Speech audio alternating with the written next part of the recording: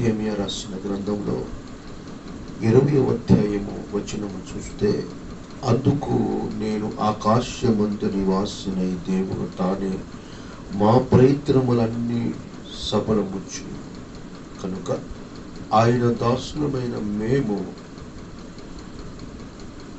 కట్టుటకును పూనుకొనుటకును యెరూషలేమందు మీకు భాగస్వాములే స్వతంత్రమునకు జ్ఞాపకం చూచలేదు పద్ధతులు ఇచ్చి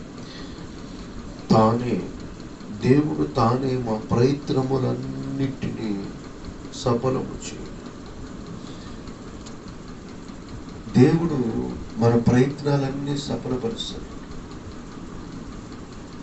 ఇది ఏ ప్రయత్నమైనా కానీ, కొన్నిసార్లు మనుషులు ప్రయత్నం చేస్తూ ఉంటారు, ఏదో సాధించాలి, ఏదో చేయాలని ఆశిస్తూ ఉంటారు. కొంతమంది ప్రయత్నం కూడా చేయాలనుకోవచ్చు. ఒకవేళ నువ్వు ఏ పని ప్రయత్నం చేసినా, ఏ ఉద్యోగం కొరకు ప్రయత్నం చేసినా, ఏ ఒక్క బిడ్డల కొరకు ప్రయత్నించినా, ఆఫ్ కోర్స్ ఇక ఏదైనా కావచ్చు, కానీ కొన్ని విషయాల్లో నువ్వు ప్రయత్నించిన పనుల్లో నీకు జయం కలగాలంటే కొన్ని పనులు చేసినప్పుడు అప్పుడు నువ్వు ఏ పని ప్రారంభం చేసినా అవన్నీ సఫలమవుతాయి. అవేమిటో మీకు ఒకటి లేకపోతే 2 మాటలు చెప్తాను, శ్రద్ధగా విన్నాను.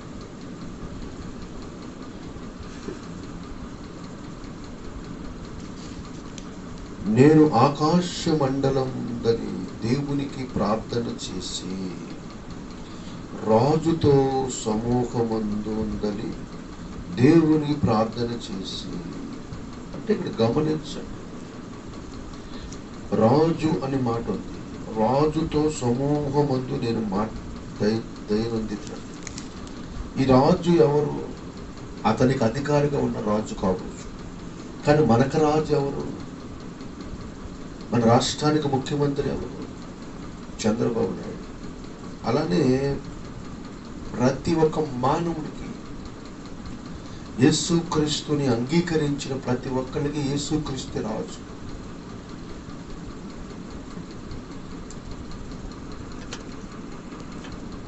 నీ ఆత్మీయమైన జీవితంలో నువ్వు మొదటగా దేవుడికి నీ హృదయంలో స్థానం ఇచ్చినప్పుడు నీవు అనుకున్న, నువ్వు ప్రయత్నించిన పనుల్లో నువ్వు సఫలమవుతావంట.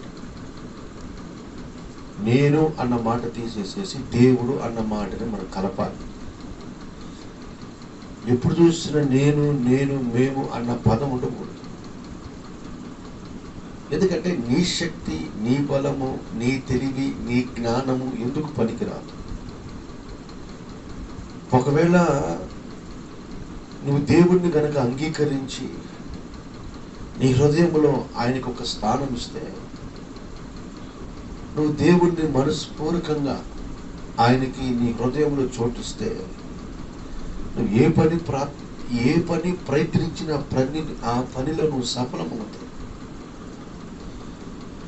మొదటగా నువ్వు తెలుసుకోవాల్సి, బిడ్డల వివాహం జరిగించాలని ప్రయత్నిస్తున్నావు, కానీ నీ మనసులో దేవుడికి స్థానమే. నువ్వు అప్పులనే సమస్యలో కూరుకుపోయావు. అప్పులు తీర్చడానికి ప్రయత్నాలు చేస్తా ఉన్నావు. ఒకసారి అప్పు తీర్చడానికి ఇంకోసారి అప్పు తీసుకొని, ఇంకోసారి తీర్చడానికి ఇంకోసారి, అలాగా నీ ఆత్మీయ జీవితంలో అప్పులు ఎక్కువైపోయినాయా, లేకపోతే అప్పుల నుంచి నువ్వు తగ్గించబడ్డావా? ఎందుకు ఈ రోజున అధికమైన అప్పులు కలగటానికి, అధికమైన అనారోగ్యం కలగటానికి, అధికమైన పరిస్థితులు తారుమారు అవటానికి కారణం ఏంటంటే మనస్సులో దేవుడు ఉండడు.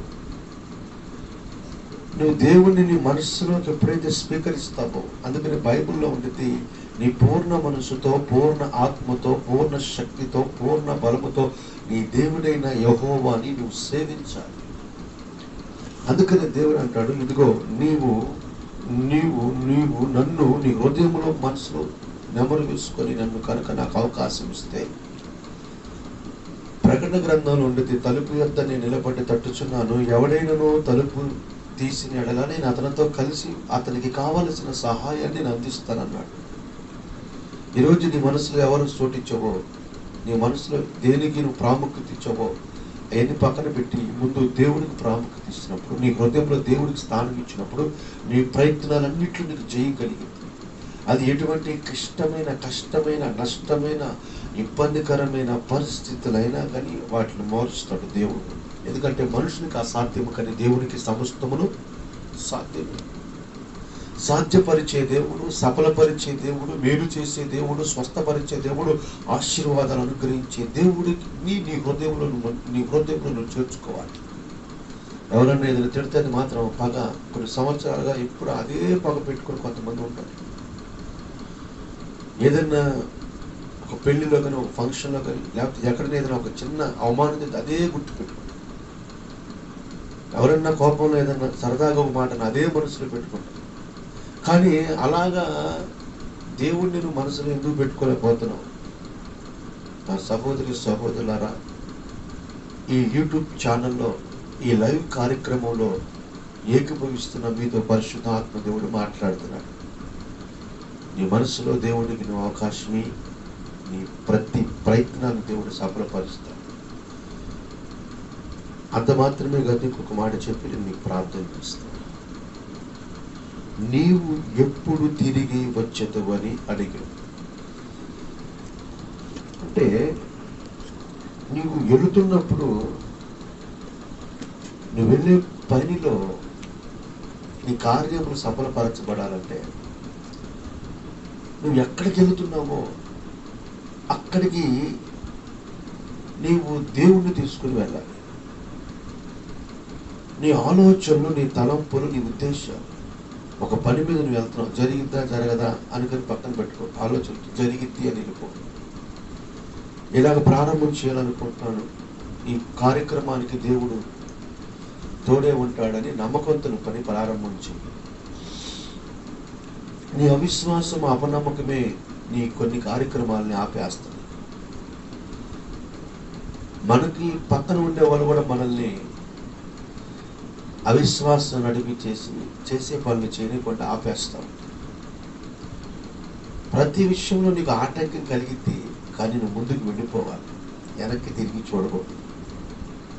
నువ్వు ఒక కార్యం జరగాలనుకుంటున్నావు, ఒక అద్భుతం జరగాలనుకుంటున్నావు, ఒక ఆశ్చర్యం నీ జీవితంలో, నీ కుటుంబంలో, నీ బిడ్డల విషయంలో, నీ వ్యక్తిగత విషయంలో కార్యం జరగాలని ఆశిస్తున్నావు. ఆ ఆశించిన నీ పట్ల దేవుడు కార్యం జరిగిస్తాడని నువ్వు ముందుకు వెళ్ళిపో. అప్పుడు నీ కుటుంబంలో శాంతి, సమాధానాలు కలుగుతాయి. నువ్వు ఒక పని చేసేటప్పుడు 100 మంది చెప్పాల్సిన అవసరం. నువ్వు ఒక్కడివే వెళ్ళి రహస్యంగా నీ ప్రార్థన చేసుకుని వెళ్ళు. నీకు అద్భుతమైన కార్యాలు ప్రభు చేస్తాడు. ఈ కార్యం కూడా ఎందుకు అవసరం లేదా, చాలే ప్రభు అనగానే ఈ కార్యం కూడా చేస్తానంటాడు దేవుడు. ఒక పని చేసే యజమాని దగ్గర నమ్మకం ఉంటే నీకు జీతం పెంచుతాడు, నీకు విలువిస్తాడు, నీకు ఏదైనా పండగలు కానీ, ఫంక్షన్లు కానీ ఏదైనా నీకు సహాయం చేస్తాడు. ఒక యజమాని దగ్గరే నమ్మకంగా ఉంటే. మరి పరలోకంలో ఉన్న యజమానుడు, భూమిని ఆకాశముని కలుగజేసిన సృష్టికర్తన దేవుడు కూడా ఆయన నిన్ను యజమానుడుగా నువ్వు స్వీకరించి వెళ్ళిపోతున్న నీ పనిలో వెనక్కి తిరిగి చూడకుండా ముందుకు వెళ్ళిపోగలిగితే నీ పట్ల, నీ బిడ్డల పట్ల, నీ కుటుంబం పట్ల, నీ మనోసంతానం పట్ల నువ్వు చేస్తున్న